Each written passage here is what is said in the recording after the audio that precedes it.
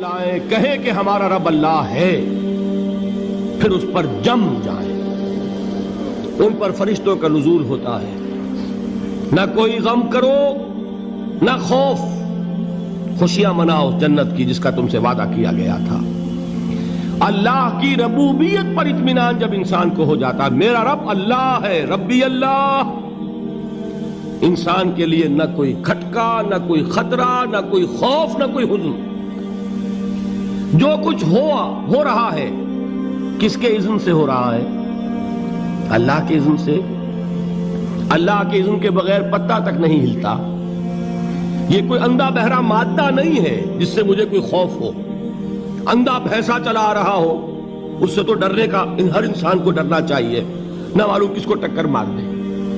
لیکن نہیں، اس کائنات کو چلانے والا ایک سمیع و بصیر خدا ہے، وہ جو میرا دوست ہے، میرا ولی ہے۔ اللہ ولی الذین آمنوا یخرجہم من الظلمات الی النور۔ اللہ اہل ایمان کا ولی ہے، ساتھی ہے، پشت پناہ ہے، مددگار ہے، حمایتی ہے۔ بتائیے جسے یقین ہو جائے کہ اللہ میرا مددگار، اللہ میرا محافظ، اللہ میرا پشت پناہ، اللہ میرا حمایتی، اس کے لیے کوئی خوف ہوگا؟ اس سے کوئی ڈر ہوگا؟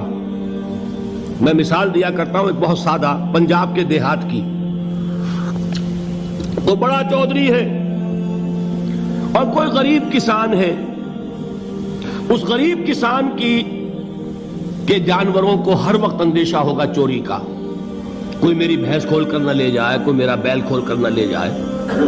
لیکن جس کے بارے میں یہ سب کو معلوم ہو کہ وہ جو بڑا چودھری ہے وہ اس کا دوست ہے، اس کی بچیا کو کوئی خوف ہوگا؟ اس کی بھینس پر کوئی ہاتھ ڈالے گا؟ اسے کوئی اندیشہ ہوگا؟ نہیں۔ کیوں؟ کہ وہ بڑا چودھری، بڑا اس کا یہاں کا سردار، جاگیردار، سب کو معلوم ہے وہ میرا دوست ہے، کوئی میرے خلاف اقدام نہیں کر سکتا۔ اس دنیا میں یہ چھوٹی سی بات اگر آپ کے دلی اطمینان اور سکون کا باعث بن سکتی ہے تو ذرا تصور کیجئے۔ میں لفظ تصور استعمال کروں گا صرف اس لیے کہ اس کا ہم جس کو کہتے ہیں ادراک اور شعور کر نہیں سکتے، اگر کے ساتھ کر سکتے۔ اگر یقین ہو کہ اللہ میرا مددگار اور یقین ہو کہ اللہ ہر آن میرے ساتھ ہے، پھر کوئی خوف؟ کس کا خوف؟ کوئی شے اللہ سے بالا تر ہے؟ کوئی قوت اس سے زیادہ طاقتور ہے؟ کوئی اس کے ارادے کو بدلنے والا ہے؟ کوئی اس کی مشیت کے آڑے آنے والا ہے؟ یہی بات ہے جو حضور نے فرمائی۔ یہ ایمان کا حاصل ہے لب لباب، کہ دیکھو اچھی طرح اس بات کو ذہن نشین کر لو، اگر تمام انسان مل کر تمہیں کوئی نقصان پہنچانا چاہے نہیں پہنچا سکتے، مگر جو کچھ اللہ نے لکھ دیا ہو، اور تمام انسان مل کر تمہیں کوئی نفع پہنچانا چاہے نہیں پہنچا سکتے، مگر وہ شے جو اللہ نے طے کر دی۔ آپ پھر میں کہوں گا ذرا طاری کیجئے، اسے فرض کیجئے، اسے سوچئے۔ اگر اس حدیث پر ہمارا دل ٹھکا ہوا ہو تو کسی سے ڈر ہوگا؟ یہ مجھے نقصان نہ پہنچا دے، یہ میری رپورٹ خراب نہ کر دے، یہ میری انکریمنٹ نہ رکوا دے، یہ میرا یہ نہ بگاڑ دے، یہ میرے یہ نقصان نہ پہنچا دے۔ اس کا ڈر، اس کا ڈر، اس کا خوف، اس کی خوشامد، اس کے لیے جا کر طرح طرح سے اپنی عزت نفس کو ذلیل کروانا اس کے سامنے، یہ سب کچھ کیوں کرتا ہے انسان؟ جب سمجھتا ہے کہ اس کے ہاتھ میں میرا کوئی نفع ہے، اس کے ہاتھ میں میرے لیے کوئی ضرر ہے، یہ مجھے کوئی غضب پہنچا سکتا ہے، یہ مجھے کوئی نقصان پہنچا سکتا ہے، یہ میرا کوئی کام بنا سکتا ہے، یہ میری کوئی ضرورت پوری کر سکتا ہے، اسی کا نام شرک ہے۔ جہاں آپ نے یہ سمجھا کہ غیر اللہ کے اندر کوئی طاقت موجود ہے، وہی شرک ہے۔ بتوں سے تجھ کو امیدیں، خدا سے نومیدی، مجھے بتا تو صحیح اور کافری کیا ہے؟ شرک تو یہ ہے۔ جس پر بھی تمہیں یہ خیال ہے، کلمہ ہے یہ کلمہ سوم، لا حول ولا قوت الا باللہ، ذرا اس پر دل کو کبھی اگر آپ تصور کریں، پھر فرض کریں، دل ٹھک جائے اس پر، کوئی طاقت نہیں۔ یہی بات تھی جو شیخ عبد القادر جیلانی رحمۃ اللہ علیہ نے اپنی وصیت میں اپنے بچے سے کہی. 11ویں دینے والے ہیں، لیکن حضرت شیخ عبد القادر جیلانی کی وصیت اور تعلیمات کو کتنے لوگ ہیں کہ جانتے ہو؟ یہ جن مقامات تک پہنچے ہیں وہ کس چیز کی بدولت پہنچے ہیں؟ انہوں نے جو پیغام دیا وہ کیا تھا؟ اے میرے بچے، جس طریقے سے قرآن مجید میں حضرت لقمان کی نصیحتیں جو ہے نقل کر دی گئی ہیں، میں یہ عرض کروں گا بالفرض اگر قرآن حضرت عبد القادر جیلانی کے بعد نازل ہوا ہوتا تو شیخ عبد القادر کی یہ نصیحتیں بھی قرآن میں درج ہوتی. اتنی اونچی نصیحتیں ہیں. اے میرے بچے، اس حقیقت کو ذہن نشین کر لے، لا فاعل فی الحقیقت ولا مؤثر الا اللہ. اس کائنات میں نہ کوئی فاعل حقیقی ہے نہ مؤثر حقیقی ہے سوائے اللہ کے. کسی شے میں کوئی تاثیر نہیں اگر اللہ نہ چاہے. آگ جلا نہیں سکتی اگر اللہ نہ چاہے.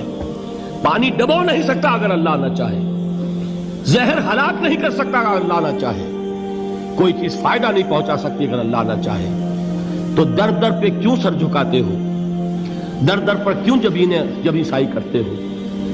سب کے سامنے کیوں ہاتھ پھیلاتے ہو؟ ایک اللہ سے مانگو. ایک اللہ کے سامنے زمین پر اپنی جبین رکھو. لا فاعل فی الحقیقت ولا مؤثر الا اللہ. نظر آتا ہے ہمیں کہ پانی پیاس بجھا دیتا ہے. پیاس بجھانے کی صلاحیت پانی میں نہیں ہے، اللہ کے اذن سے. کھانا بھوک مٹا دیتا ہے، بھوک مٹانے کی صلاحیت کھانے میں نہیں ہے، اذن رب میں ہے. دیکھیے یہی یقین تھا. حضرت موسیٰ علیہ السلام کا واقعہ یاد کیجئے. سامنے سمندر آ گیا ہے، قوم دیکھتی ہے پیچھے کہ گرد و غبار کا طوفان ہے. معلوم ہوا کہ فرعون اپنے لشکر سمیت آ گیا ہے. لشکر جب چلتا تھا تیز رفتاری کے ساتھ تو گرد و غبار کا جو طوفان اٹھتا تھا اس کا تصور کیجئے. اور لمحہ بلمحہ وہ قریب آ رہا ہے. پوری قوم نے کیا کہا؟ اے موسیٰ انا لمدرکون، اے موسیٰ ہم کو پکڑے گئے. قرآن مجید نے تو یہاں وہ باتیں نہیں لکھی ہیں، لیکن تورات میں یہ درج ہے کہ بنی اسرائیل جھگڑنے لگے، دست و گریبان ہو گئے موسیٰ کے ساتھ. موسیٰ ہمیں یہاں مروایا لا کر، اس سے تو ہم ہی بہتر تھے. وہاں کھانے کو ملتا تھا، زندگی تو تھی، بیگار ہم کر رہے تھے، موت تو نہیں تھی. اب جو کچھ ہوگا اس کا تصور کرو، جس طریقے سے ہمارے ٹکڑے اڑائے جائیں گے. تو لڑ رہے ہیں حضرت موسیٰ علیہ السلام سے. یہ تورات کی تفصیل ہے. قرآن میں صرف اتنا آیا ہے، پریشان ہو کر انہوں نے کہا انا لمدرکون، موسیٰ ہم تو پکڑے گئے. اس وقت موسیٰ کا جواب کیا ہے؟ کلا ان معی ربی سیہدین. نہیں، میرے ساتھ میرا رب ہے، وہ راستہ دے گا. بتائیے کہاں راستہ نظر آ رہا ہے؟ یہ ہے ایمان بالغیب. راستہ نظر نہ آئے تب اللہ پر یقین ایمان ہے. جیب میں پیسے ہوں اور تب دل کو اطمینان ہے تو ایمان کس پر ہوا؟ پیسے پر، اللہ پر نہیں. جب وسائل و ذرائع نہ ہوں اور پھر یقین ہو کہ اللہ مسبب الاسباب ہے، وہ اسباب کا پابند نہیں ہے، وہ اسباب کا محتاج نہیں ہے، اسباب اس کے محتاج ہیں. اگر یہ یقین ہے تو اللہ پر ایمان ہے. یہ نہیں ہے تو تمہارا ایمان اسباب پر ہے، وسائل پر ہے، ذرائع پر ہے، مادیات پر ہے، اللہ پر نہیں. اس وقت کہاں راستہ تھا؟ کوئی راستہ تھا؟ سمندر ہے اور ادھر سے لشکر آ گیا ہے. کلا ان معی ربی سیہدین. اب دیکھیے ایمان کہہ دینا آسان ہے، ہوا معکم اینما کنتم، جہاں کہیں بھی تم ہوتے ہو اللہ تمہارے ساتھ ہوتا ہے. لیکن اس کا یقین قائم ہو جائے تو زمین و آسمان کا فرق واقع ہے.